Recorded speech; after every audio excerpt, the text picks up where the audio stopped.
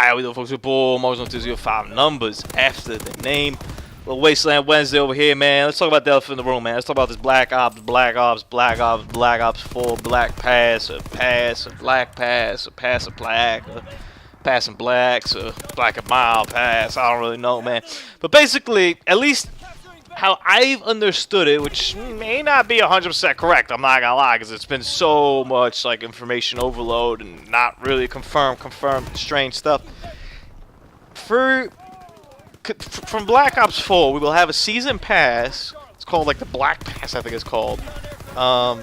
It'll bring your regular kind of additional maps, kind of like 4 DLC drops of maps.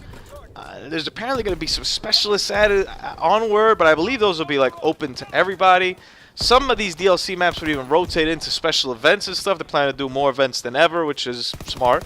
But in essence, they're hiding the rest of like the DLC behind a season pass, and you can't even buy the individual DLCs anymore. Like, you won't be able to buy, you know, like back in the day I used to be able to buy First Strike or something like that and not buy like the second or third or fourth DLC. It's a little bit difficult one, man, because I get it from both sides. Like, I understand the Activision side, and the way that they're trying to spin it as a positive is, hey, we're not letting you split the player base. You know, you either have the DLC or you don't. Like, those are the options, like one or the other. Like, it's not like somebody's going to have the first pack but not the rest, or not somebody's going to have the first and the third pack but not like the rest and stuff, and they're going to keep like just, you know, splitting in between like the different like matchmaking and creating like special lobbies for people that just literally have like one DLC pack, or maybe somebody bought the 4th one but then buy the other one. So they want to keep everything contained. You either don't have the DLC or you do, and that's where you're playing at. That's cool.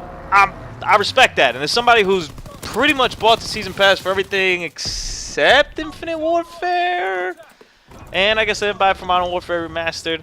I wasn't going to buy it for World War II either, but I got a gift card, so that kind of helped out. I was like, alright.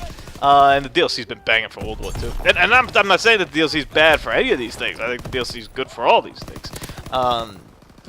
But I do see that split. And I really notice the split when I play with the Captain, too, for example, because he doesn't have any of the maps. So when I play with him, we're always kind of playing, not low level, but just lower level type people.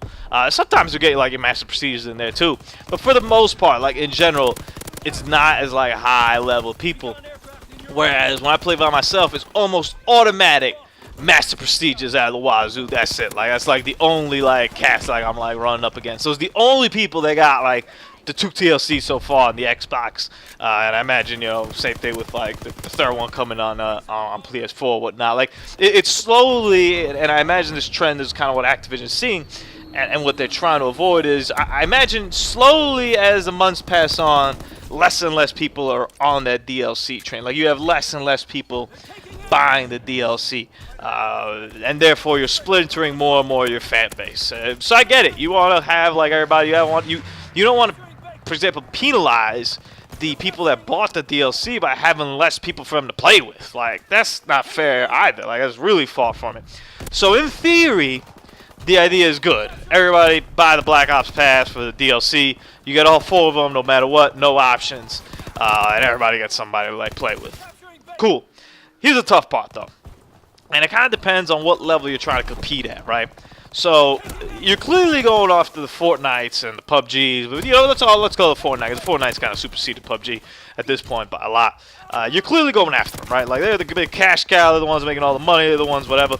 Well, they're free to play. That's already for starters. So Call of Duty, you gotta pay $60 to get in, but that's okay. I think people are cool pay the $60 to get in. It's kind of been established. That's kind of how it works in console. You won't get the massive audience that a Fortnite gets, but you'll get a pretty damn big audience, like the best-selling game of the year type audience, which Call of Duty normally has. Now, though, the part that's getting a little bit tricky to pull off is that season pass afterwards, because Fortnite keeps pumping in stuff into that game daily, weekly, monthly, updates between big and small. It's constant. Like, that game is always evolving. And if you're a Call of Duty, first off, you can't keep the pace.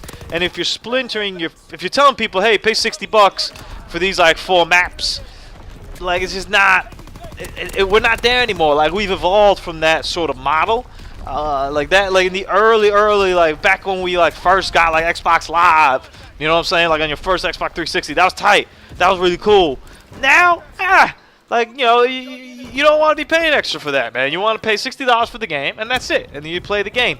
I'm not sure. That's a little bit where kind of the Activision greed kind of kicks in. And if you want to go and tell me that you like need to do the season pass, and but you still need to do the supply drops, and vice versa, I don't know. I don't think they're retracting it. I mean, they've already taken pre-orders on it, so I think it'd be pretty tough. I mean, you just kick the money back. But I think it'd be pretty tough to get rid of Black Ops Pass. I'm going to do kind of what I did this year, and it's I'm buying the base game. I'm going to play that game. And if I like it and I feel like I'm going to invest some more time into that game, I'm going to buy the season pass. Initially, though, my gut is I'm not buying it right now. Like, that's not something I'm going to do. I want to play the game and see, and if the game really draws me in, I'm sucked into it, and I really like it, then sure. But I've also started to shift away a little bit off the Call of Duty just to kind of get different experiences in terms of games. I have a little more time. There was a period of time here where I was working so much I literally couldn't play like a lot of like long video games. So Call of Duty was kind of cool because it was like, all right, man, hop in, play for like 45 minutes, get a couple games in, it's tight, or we keep it moving. Now I'm like, yo, I got some time, man. Let's pop in The Witcher 3 right quick, yo.